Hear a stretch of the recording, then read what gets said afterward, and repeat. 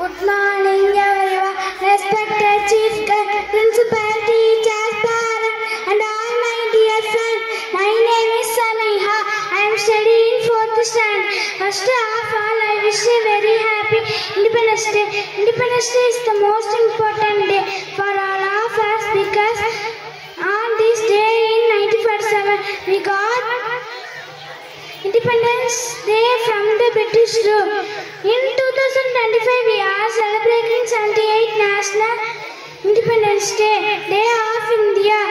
This independence we got was a result of lot of sacrifice and struggle of our great freedom fighters like Mahatma Gandhi, Pandit Nehru, Lokmanya Tilak, Lala Lajpat Rai,